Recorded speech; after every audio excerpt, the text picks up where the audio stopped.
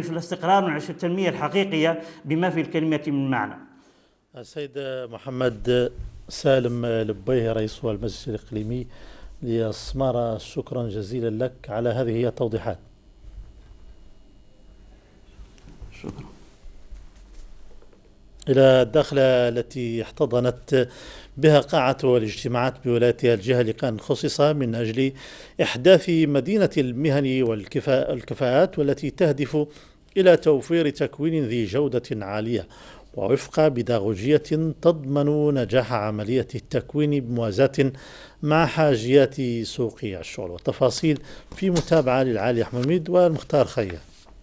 لقاء تواصلي نظم عبر تقنية المناظرة المرئية بمقر ولاية جهة الداخلة وادي الذهب، خصص من أجل تدارس سبل إحداث مدينة المهن والكفاءات الخاصة بهذه الجهة، ويرمي إحداثها إلى تأهيل قطاع التكوين المهني وإعادة هيكلة شعبه تماشيا مع متطلبات سوق الشغل، فضلا عن تطوير الطرق البيداغوجية عبر مجموعة من البرامج والتكوينات التأهيلية قصيرة المدى. بالنسبة لمدينة المهن والكفاءات لجهة الداخلة والذهب، تتكون من مجموعة من المنشآت كمركز للغات والدعم الكفاءات الذاتية، مركز للتوجيه الوظيفي، مركز للندوات، وحاضنة للمقاولات، وكذلك يتكون من ملاعب رياضية ودار للطالب أو دار للمتدرب، وداخلية ب كاباسيتي تقدر ب 150 سرير. كذلك بالنسبة على مستوى مدينة المهن والكفاءات لجهة الداخلة والذهب، تتكون من مجموعة من المستويات كمستوى التأهيل ومستوى التقني ومستوى التعليم المتخصص، إضافة إلى مستويات التكوين التأهيلي. الغرض من هذه الورشة كان هو تحيين التخصصات والموافقة على الأقطاب المكونة واللي كتتماشى مع خارطة الطريق اللي تم عرضها أمام أنظار صاحب الجلالة في أبريل 2019. وقد تم الاتفاق على القطاعات التالية اللي هي القطاع الرقمي أو قطب الرقمي، لا ديجيتاليزاسيون، قطب التجارة والسياحة، قطب الفلاحة، قطب الصيد البحري، وقطب السياحة.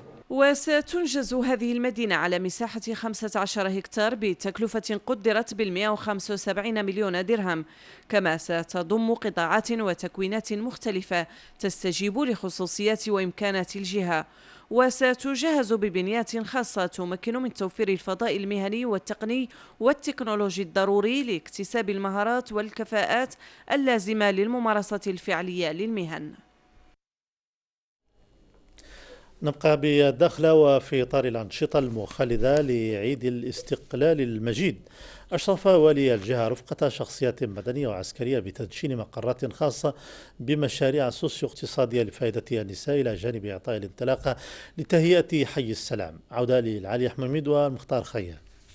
تخليدا لذكرى 65 لعيد الاستقلال، أشرف والي جهة الداخلة وادي الذهب مرفوقا بشخصيات مدنية وعسكرية على إعطاء انطلاقة أشغال إعادة تهيئة وتأهيل الحي الصناعي السلام بالداخلة، وتهم هذه الأشغال تأهيل البنيات التحتية الأساسية لهذه المنطقة والإنارة العمومية، فضلا عن أشغال أخرى هامة. المشروع ساهم في تمويله كل من مجلس جهة الداخلة وادي الذهب ووزارة الصناعة والتجارة والاقتصاد الأخضر والرقمي. نتشرف اليوم بإعطاء انطلاقة أشغال مشروع إعادة تهيئة وتأهيل المنطقة الصناعية السلام بتكلفة مالية تقدر ب 130 مليون درهم. وتهم الأشغال أولا تهيئة وإعادة هيكلة شبكة التطهير السائل داخل وخارج الموقع على طول 15 كيلومتر. ثانيا تهيئة الطرق والأرصفة على 10 كيلومترات داخل المنطقة الصناعية. وثالثا إنجاز شبكة الإنارة العمومية على طول 8.5 كيلومتر. وبهذه المناسبة دشن والي الجهة مقر دار الصانعة المتواجد بحي الوحدة مشروع موله مجلس جهة الداخلة وادي الذهب وشركاء آخرين، ويندرج ضمن برنامج التنمية المندمج للمجلس، كما يهدف إلى تجميع الصانعات التقليديات في وحدات خاصة بالإنتاج والتسويق وتقوية دورهن في النسيج الاقتصادي المحلي. دار الصانعة بنية تحتية قيمة مضافة للبنية التحتية ديال الصناعة التقليدية والاقتصاد الاجتماعي كفضاء جد متميز اللي فيه كل شروط الصحة والسلامة اللي غادي تمكن الصانعات التقليديات بالجهة باش يرفعوا من النسبة ديال التمكين الاقتصادي ديالهم، وكذلك للرفع من مستوى الإنتاج والإنتاجية في ظروف صحية جيدة، وهو فضاء اللي كيضم حرف عندها خصوصيات محلية وتستقطب دار الصانعة أيضا خريجات التكوين بالتدرج. إذن فضاء جد ملائم للإنتاج والتكوين والتسويق. المشروع الثاني في إطار مواكبة الحرفيين لا سيما المجموعات التكتلات الحرفية، تم توزيع من طرف السيد الوالي والمرافق أيضا معدات تقنية ومواد أولية للعديد من التعاونيات الحرفية. تم اليوم تدشين دار الصانعة وتجهيزها، والتي ستكون بمثابة قيمة مضافة لقطاع الصناعة التقليدية بالجهة، باعتبارها فضاء سيمكن من صقل مهارات الصانعات التقليديات بالجهة، كما تم توزيع المعدات التقنية لفائدة الصناع التقليديين في مجال النجارة والجلد.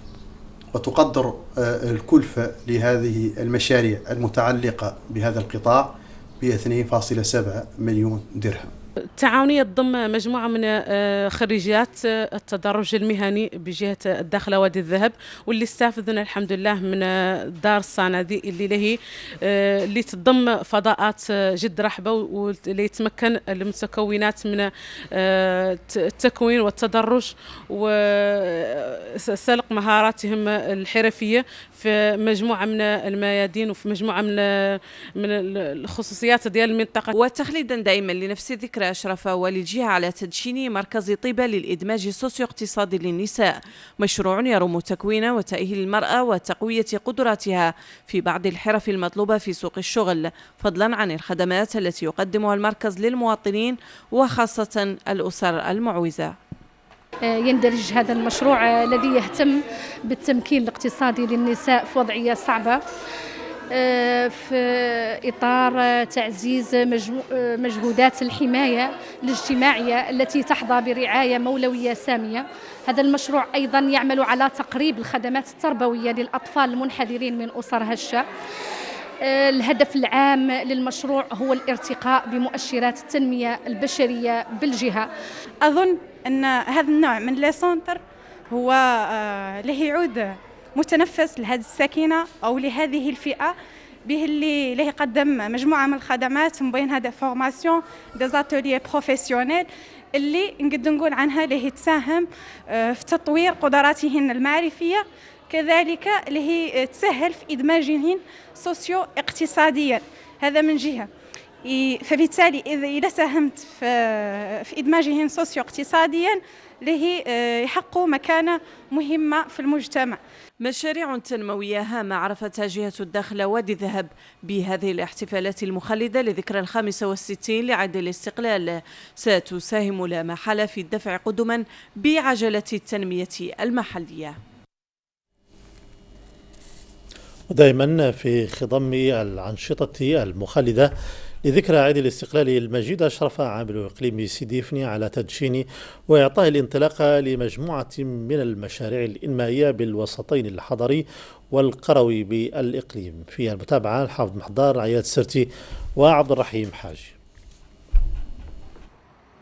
ذكرى عيد الاستقلال المجيد محطة سنوية لتخليد حدث وطني راسخ في الذاكرة، ومناسبة لتدشين وإعطاء الانطلاق للمزيد من المشاريع والأورش الإنمائية على مستوى إقليم سيدي إفني. عامل الإقليم يشرف هنا على تسليم 8 حافلات للنقل المدرسي مقتناة في إطار شراكة ما بين المجلس الإقليمي والوكالة الوطنية لتنمية مناطق الواحات وشجر الأركان بتكلفة ناهزت 3,260,000 ألف درهم بهدف تشجيع التمدرس ومحاربة الهدر المدرسي. كما تم تسليم سيارتي إسعاف لدعم العرض الصحي قبل تدشين المقر الجديد لمديرية الفلاحة، مقر إداري كلف تعبئة اعتمادات مالية تزيد على 3 ملايين درهم بتمويل من وزارة الفلاحة. تم الانطلاقه ديال مشاريع اخرى تهم النقل المدرسي بالخصوص، فتم توزيع 8 ديال الحافلات تهم النقل المدرسي ايمانا منا كمجلس اقليمي لمحاربه الهدر المدرسي، وكذلك المساعده على اننا نكونوا اقرب من التلاميذ اللي تيدرسوا خصوصا الفتيات على مستوى العالم القروي. ف8 ديال الحافلات يستافدوا منها عدد من الجماعات الترابيه، بالاضافه الى توزيع كذلك السياره ديال الاسعاف على مستوى جامعه انفق على مستوى جامعه تنقرفه. مراسم ديال توزيع ديال بعد سياره نقل المدارس وبعد سياره الاسعاف من العمله بعد الجماعه بعد الجماعات، وبعدها انتقلنا الى افتتاح المندوبيه الاقليميه ديال الفلاحه الجديده اللي هي كنا كننتظروها، انه ما كانش عندنا شي بنايه في مستوى، كانت واحد البنايه صغيره اللي ما مرتاح فيها لا مواطن ولا موظف. اليوم الحمد لله هذه البنايه هذه راه بنايه الحمد لله كبيره وموفرين فيها جميع الشروط، واللي هي كتشرف المدينه ديال سيدي إفني. تم تدشين المقر الجديد للمديريه الاقليميه للفلاحه بسيدي إفني بمعايير اللي كتستجب للظرفيه الحاليه اللي هي انتشار وباء ديال كوفيد 19، وايضا تستجيب المعايير والشروط اللي تقدر ان من خلالها الموظف يقوم بالعمل ديالو في اريحيه ويعطي اكثر. بالفعل كان عندنا المقر القديم، ولكنه كان مقر اللي ما كيستوفيش هذه الشروط هذه، والحمد لله بفضل التدشين ديال هذا المقر الجديد سيمكننا من اننا نقوموا بالعمل ديالنا على احسن ما يرام. وبجماعة سيدي مبارك تم تدشين مقطع طرقي جديد في إطار جهود فك العزلة عن العالم القروي باعتمادات مالية ناهزت 1 مليون درهم. ورش طرقي آخر بجماعة بطروش على طول 18 كيلومترا تفقده الوفد الرسمي للوقوف على تقدم الأشغال، مشروع تصل تكلفته المالية لنحو 14 مليون درهم. مشروع طرقي آخر وهذه المرة بجماعة إبيدر يهم تقوية محاور طرقية وبناء مقاطع أخرى في إطار تدخلات المبادرة الوطنية لتنمية البشرية بالوسط القروي. وهذا الطرق ما شاء الله، لأن اليوم تنشوفوا الطريق لا ريبيركسيون ديالها يعني اجتماعيا واقتصاديا تترجع بالنفع على الساكنة والدواوير، واحد المجموعة ديال الدواوير اقتصاديا كذلك، وبالتالي تم التدشين ديال واحد المجموعة من المشاريع على صعيد الجماعات، منها سيدي مبارك، بطروش، كذلك إبدر اللي تم تدشين طريق أو تقوية الطريق رابطة ما بين 19 والمركز، وكذلك سيدي محمد يدير 19 حتى الولي الصالح. المشروع هذا كلف الانجاز ديالو واحد التكلفه ديال 2.05 مليون درهم بتمويل من المبادره الوطنيه للتنميه البشريه، والحمد لله غيمكن من فك العزله على الدوار ديال ليد مبارك والدواوير المجاوره. واليوم بالمناسبه ديال عيد الاستقلال عطى الانطلاقه الفعليه ديالو بعد المرحله ديال التسليم المؤقت ديالو. فرحانين يسوة بباقي المغاربه بهذا العيد الاستقلال المجيد اللي كيصادف الذكرى 65 من الذكرى ديالو، وحنا اليوم بصدد تدشين واحد الطريق اللي فيها 18 كيلومتر اللي كتربط بين المركز يعني ديال انامر المتواجد بجامعه بطروش والجامعه ديال انفق بواحد القيمه ديال 1.5 سنتيم. هو غادي يفك يعني العزله على واحد المجموعه ديال الدواوير في الجامعتين يعني انفق وبطروش، وكذلك غادي يفتح الطريق امام المتوجهين من والى مثلا تفراوت زياره الورش الاشغال بناء الطريق الاقليميه 19-14 الرابطه ما بين جماعتين بوطروش وانفك. دونك هذا المشروع اللي كتبلغ التكلفه ديالو حوالي 14.5 مليون ديال الدرهم غيساهم في فك العزله على هذه المناطق، اضافه الى دعم الاستثمار العمومي، وكذلك يعني الحد من الفوارق، تقليص من الفوارق المجاليه والترابيه اللي كاينه ضمن دائره الاخصاص. زياره ورش طريق اللي كتربط بين جماعتين على المستوى الاقليمي ديال سيدي فني، جماعه انفق وجماعه بوطروش، على واحد المسافه ديال 18 كيلومتر، واللي من خلالها سيتم الفك عزله على مجموعه من ضواوير تابعه لهذه الجماعتين هذو، وكذلك وبتكلفه اجماليه بطبيعه الحال ديال واحد ما يناهز 15 مليون ديال الدرهم. هي أوراش ومشاريع إنمائية مهيكلة تهم أساسا تعزيز جهود فك العزلة عن مجمل الأوساط القروية وتقريب الخدمات والبنيات الأساسية من ساكنة الإقليم.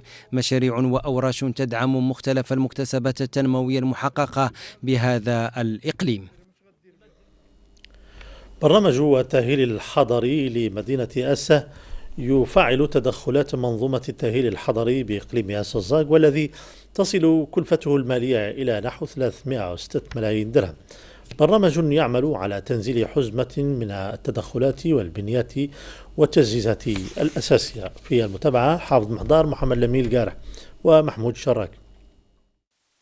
مدينة آسا حاضرة إقليم آسا الزاق تشهد تنزيل العديد من التدخلات الإنمائية في إطار برنامج التأهيل الحضري الذي راهن على تحسين المظهر العام لهذه المدينة وتمكينها من بنيات أساسية تساهم في الرفع من جاذبيتها بما يستجيب لانتظارات أبناء المنطقة. تدخلات عدة همت إصلاح شوارع ومسالك المنطقة وتوسيع رقعة المساحات الخضراء وتحديث شبكة الإنارة العمومية، فضلا عن حزمة أخرى من التدخلات الإنمائية.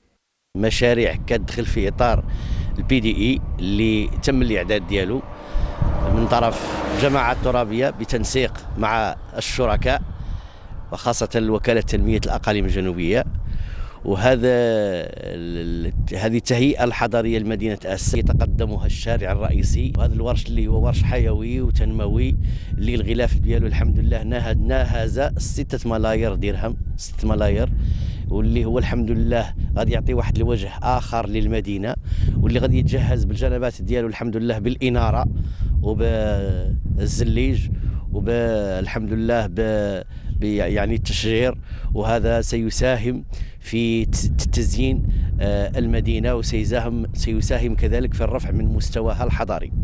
اضيف الى ذلك معلمه اخرى وهي شارع مولاي رشيد اللي هو واشك على النهايه في اللمسات الاخيره ديالو. هي مشاريع لا يستهان بها، لان درت في المشاريع ديال القرب والمشاريع ديال المبادره يعني واحد العدد ديال الامور، يعني ان الدوله دارت المجهود في هذا، وكذلك يعني هذا الشارع اللي هو تم التأهيل ديالو، ويعني ان فيه دابا الاناره العموميه وفيه يعني ودار له الكارلاج والكابلاج والتشجير يعني بالكوتاكوت، وتكون ان شاء الله يعني غادي يعطي واحد سميتو المدينه الجماليه والرونق ديالها.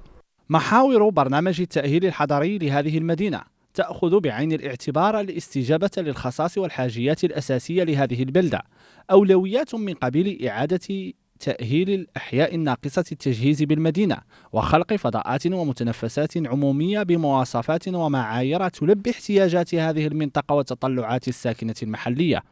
هذا المشروع ديال تهيئة حديقة الورود سأل المجلس الإقليمي باش يدير لها واحد التأهيل، ودرنا لها مشروع ديال التأهيل ديال باش تعود فعلا حديقة ديال الورود اللي استنبتنا فيها واحد المجموعة ديال الأشجار اللي كتصلح للمنطقة هنا، واحد الأنواع. وهذه الصفقة دازت في إطار الصفقات العمومية بواحد المبلغ ديال 1,500,000 درهم. تقريبا المشروع انتهى تقريبا، دابا غير بقى غير في اللمسات الأخيرة ديالو، وكنا كنحاولوا باش هذاك الصنف اللي ديال الاشجار اللي ديال الورود اللي نديروا اللي كيجي مع المنطقه ديال مع الحراره مع المنطقه ديال آسا، وهيئناها على مستوى الاناره العموميه وعلى مستوى البافي ديالها ولا مثلا لي بون اوربان، يعني ذوك الكراسي الحضاريه، وتقريبا الالعاب ديال الاطفال. برنامج التأهيل الحضري ورش تنموي واعد يحاول تغطية حاجيات هذه المنطقة الحدودية، وهي تدخلات تنضاف لجملة من المشاريع الإنمائية التي جعلت من هذه البلدة ورشا مفتوحا تتنوع عملياته التنموية التي تلامس انتظارات وتطلعات أبناء المنطقة. وينضم إلينا من أسا السيد محمود عبا المستشار البرلماني ونائب رئيس المجلس الجماعي لأسا. سيد محمود، في خضم هذا الزخم الهام للأوراش التنموية التي تعرفها ويعرفها إقليم أسا، يعني والذي كبرنامج التأهيل الحضري الذي تعرفه الذي يعزز البنية التحتية الأساسية لهذه المنطقة الحدودية، يعني كيف يشكل هذا الورش صمام أمان في مواجهة ادعاءات الخصوم؟ شكرا لقناة العيون على هذه الاستضافة الكريمة.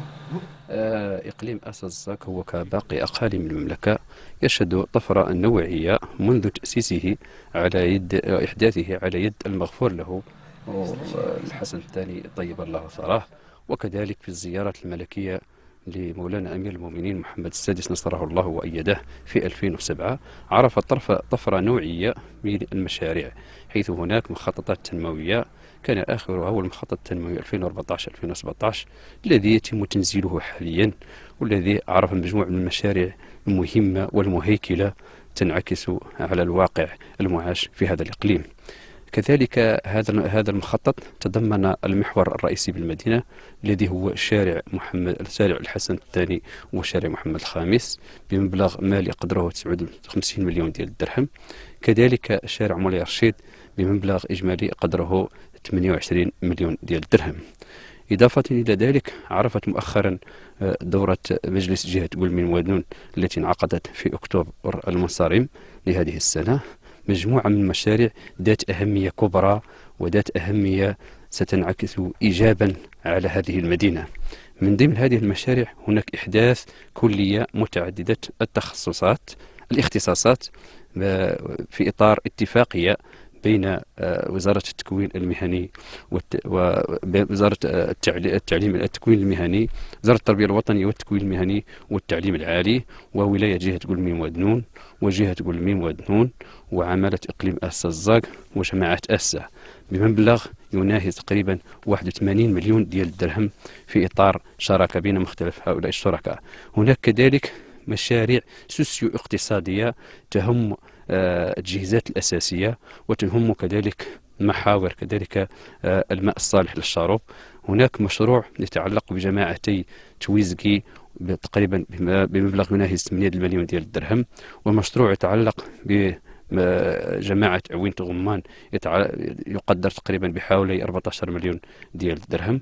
هناك كذلك مشروع إيجابي ومهم جدا وهو سيدعم البنية الثقافية بالإقليم، يتعلق بإحداث مركب ثقافي تقريبا ب 21 مليون ديال الدرهم مساهمة في إطار اتفاقية مع وزارة الثقافة. وهناك مشاريع كذلك في الإنارة العمومية والماء الشرب وغيرها. كل هذه المشاريع ستنعكس إيجابا على الساكنة وعلى جاذبية المدينة، وستعطي إشعاعا كبيرا للمدينة طبيعة الحال في مواجهة أعداء الوحدة الترابية الذين ما كادوا أنهم يكيدون الكيد لهذه الجهة الشرقية، ولكن نحن طبيعة الحال وتحت الرعاية الكاملة لجلالة الملك نصره الله وأيداه في البناء وفي التشييد، ولا تهمنا هذه الإزعاجات وهذه المناوشات وغيرها. وشكرا لكم على الاستضافة. السيد محمود عبا المستشار البرلماني وعضو المجلس الجماعي لأسا، شكرا جزيلا لك. في مستجدات الحالة الوبائية أعلنت وزارة الصحة اليوم الخميس عن تسجيل 4559 إصابة جديدة بفيروس كورونا المستجد، و4641 حالة شفاء، و77 حالة وفاة خلال 24 ساعة الماضية. وضحت الوزارة في النشرة اليومية لنتائج الرصد الوبائي أن الحصيلة الجديدة رفعت العدد الإجمالي لحالات الإصابة المؤكدة بالمملكة إلى ما يناهز 300,500 حالة، ومجموع حالات الشفاء التام إلى 250,900 حالة، فيما ارتفع عدد الوفيات إلى 5,090 حالة. وتتوزع حالات الإصابة المسجلة خلال 24 ساعة الأخيرة على صعيد الجهات الجنوبية بتسجيل 141 حالة بجهة قليم مادرون، 23 حالة بجهة الداخلة وادي الذهب، فيما لم يتم تسجيل أي حالة بجهة العيون الساقية الحمراء.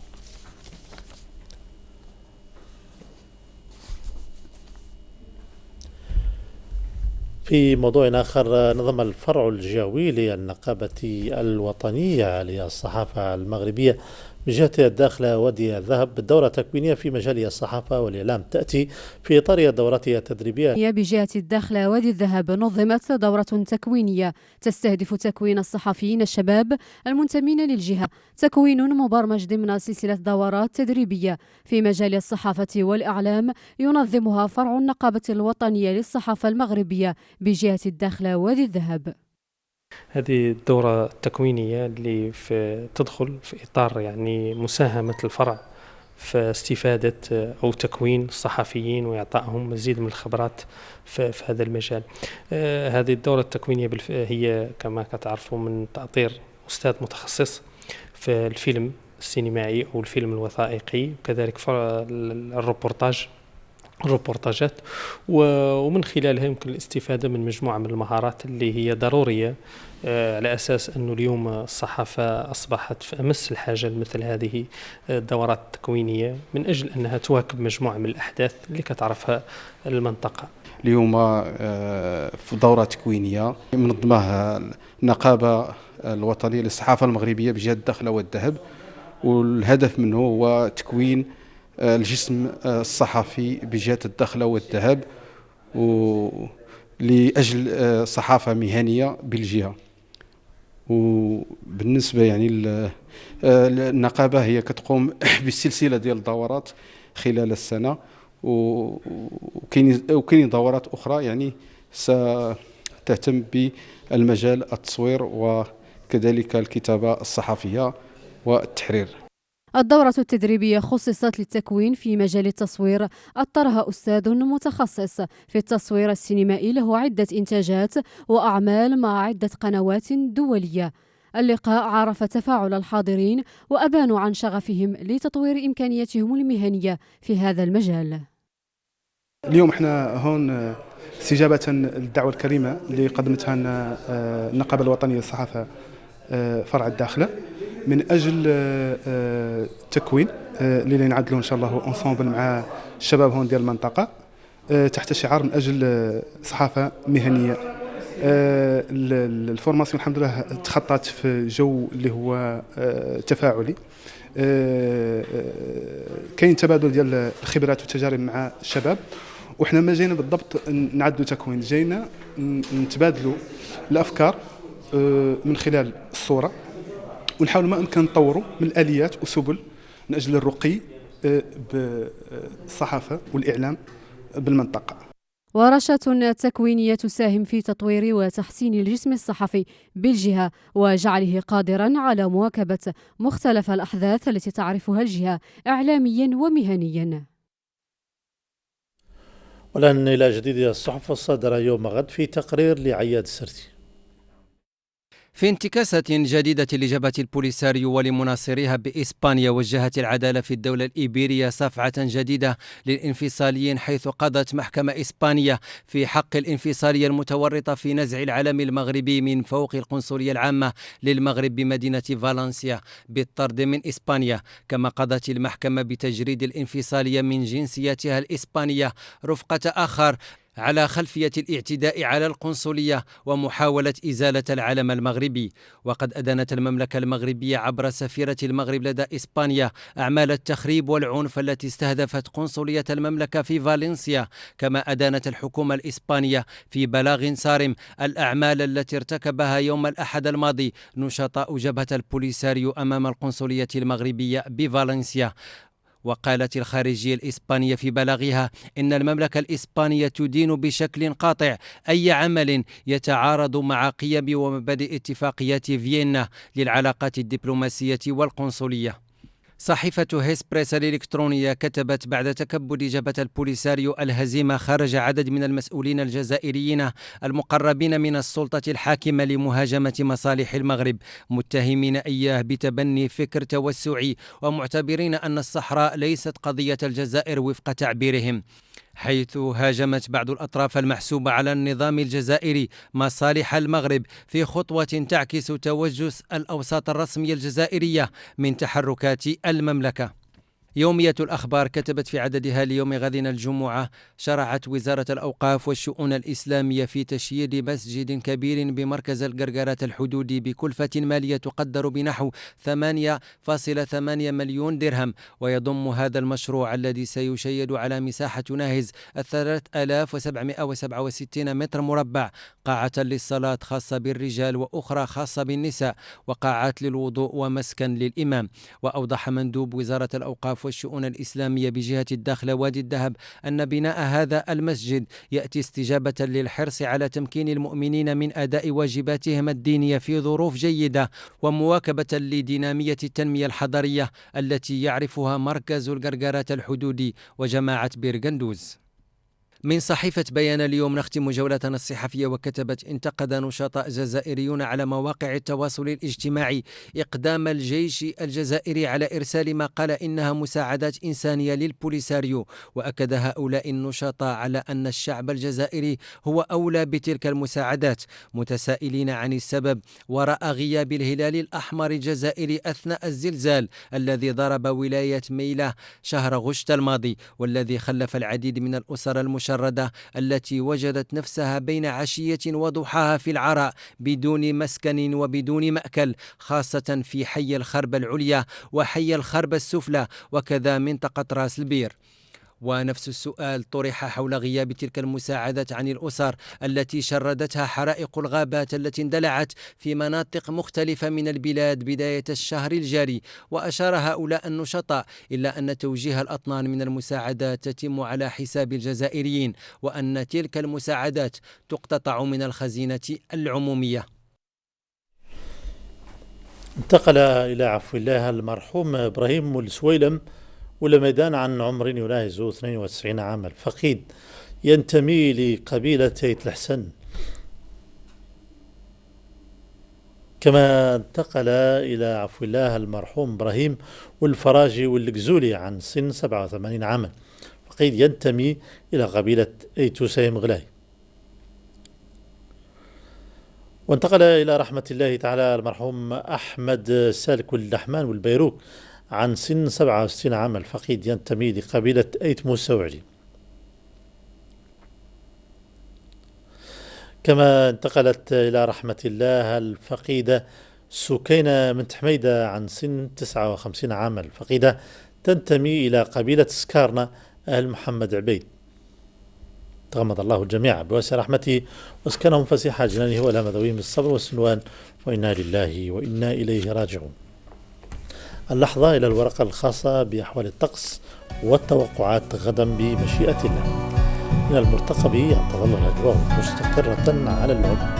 درجات الحرارة مرتقبة غدا 29 بالرباط وباقي المناطق 6 درجات الحرارة، تتراوح ما بين 27 بسيدي فني، 28 ببليمي، 29 بطنطا، 26 بأسا، 24 بالزاك، 28 بسمارة، 29 ببكرة، 31 من المنتظر أن تسجل بالطرفاية والعيون، و34 مرتقبة ببوجدة.